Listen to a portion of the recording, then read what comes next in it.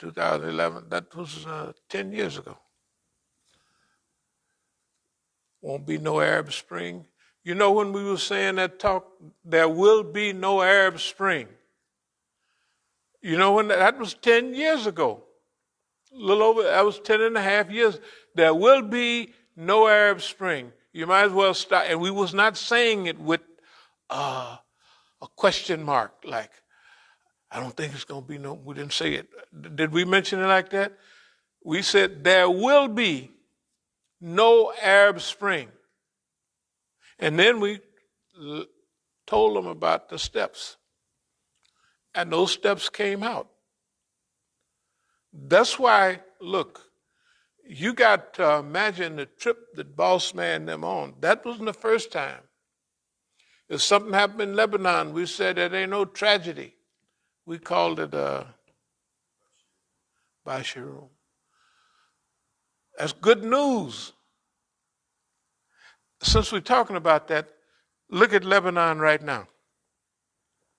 Just today, we were saying that we put off our program for yesterday and we put it off for the day before. Look what's happened in between. We're always waiting for, we mentioned this before, we're waiting for the outcome of something. It's not that we're lazy and we're tired, you know what I mean? But look what's happened in the last 2 days in Lebanon. Okay, first of all, in this period, Lebanon was in a total cutoff, and Iran sent ships with their first loads, it was 92 trucks, loads of fuel for Lebanon.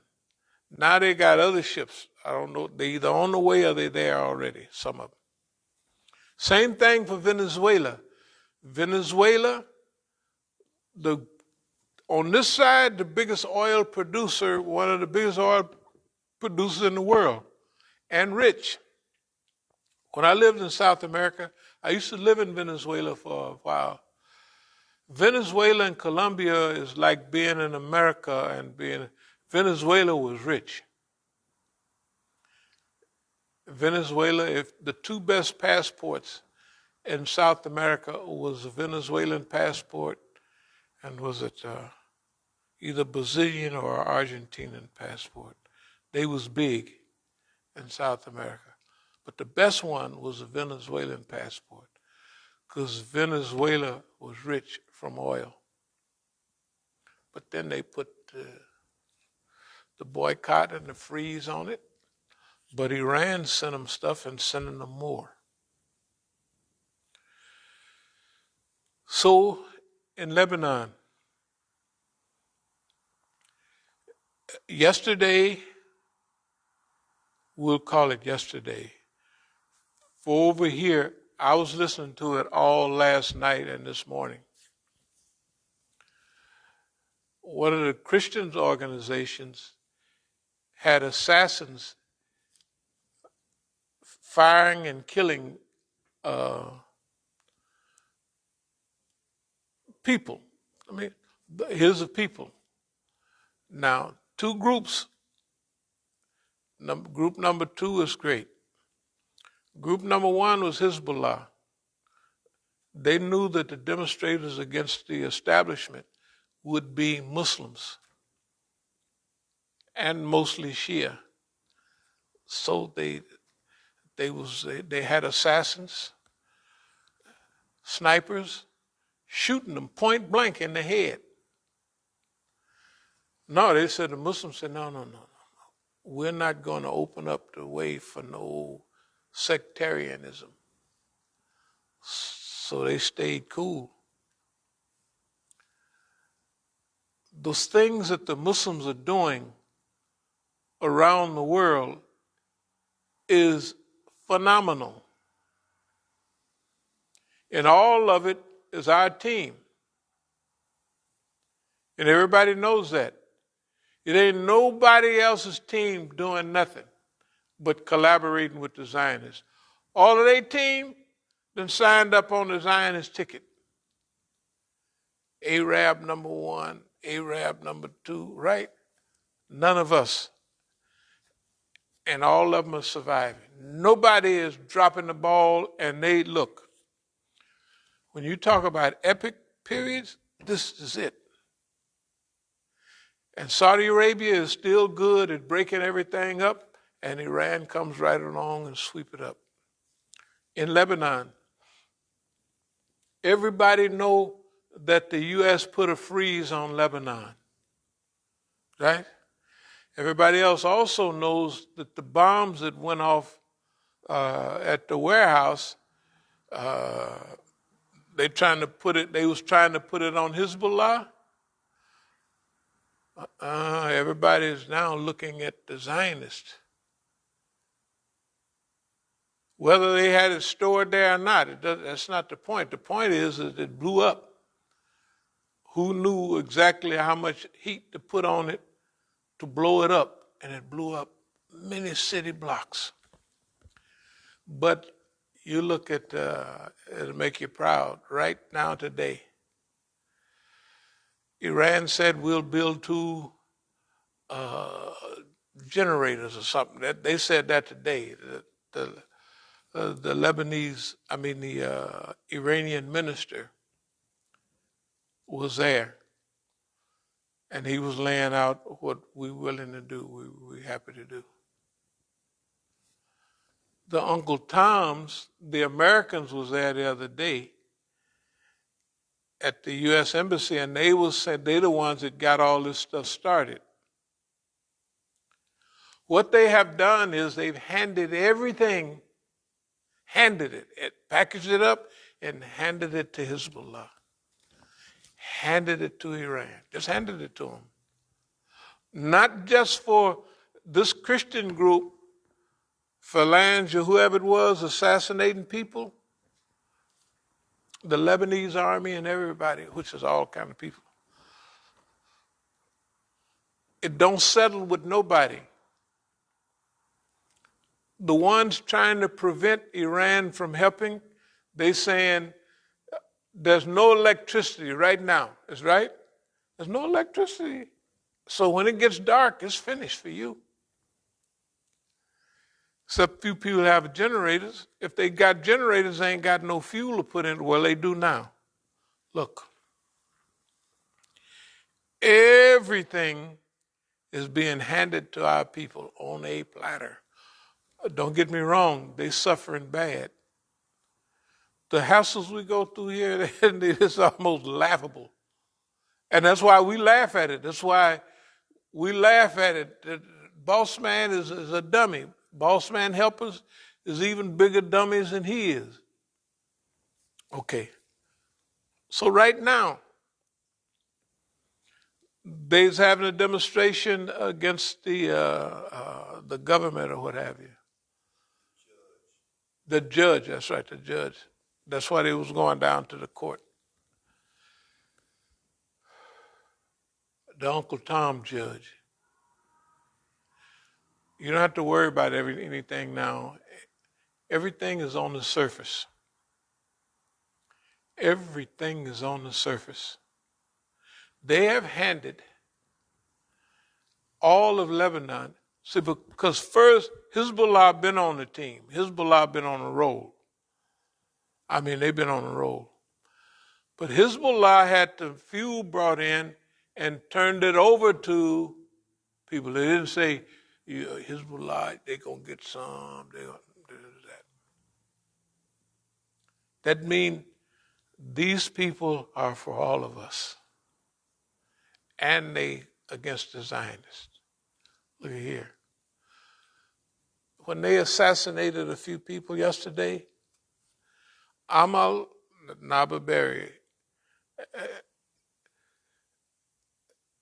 they predate Hezbollah. Amal, they predate. It's a Shia organization.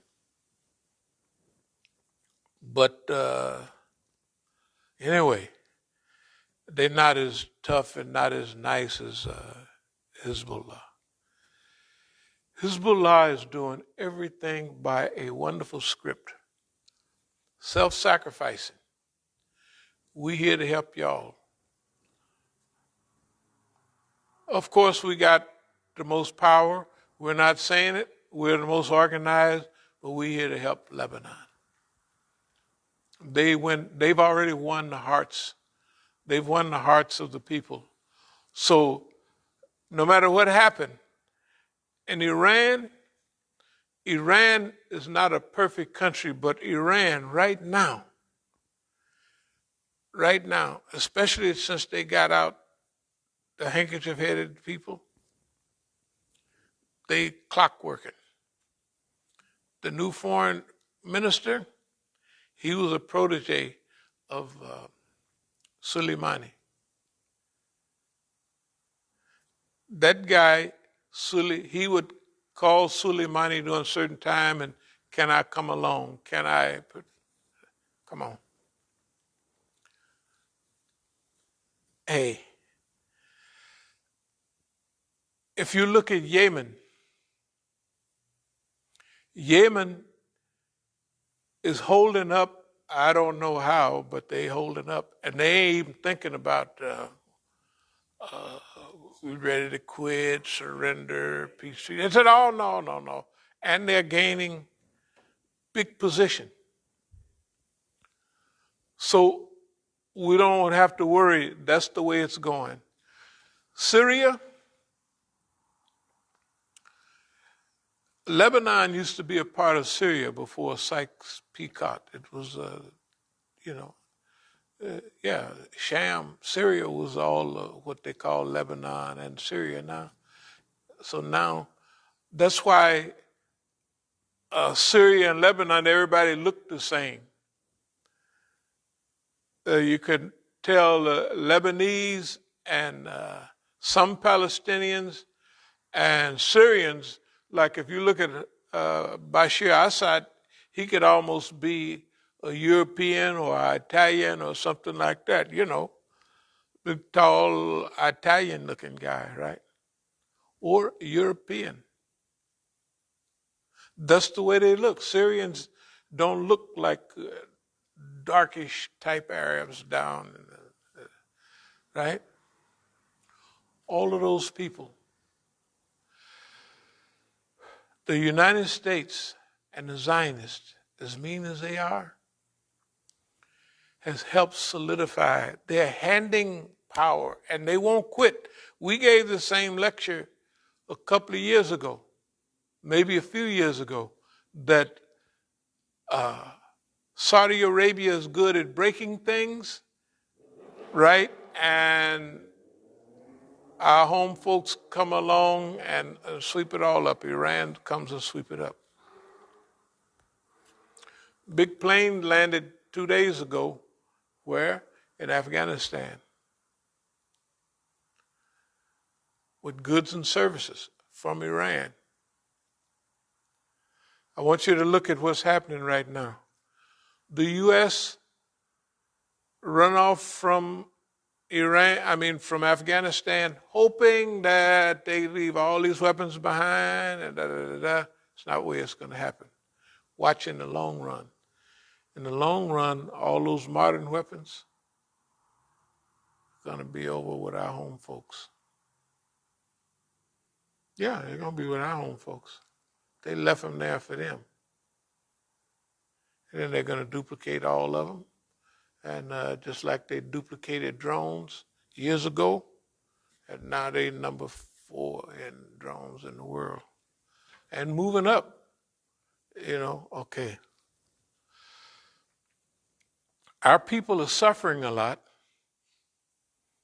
but they on a roll.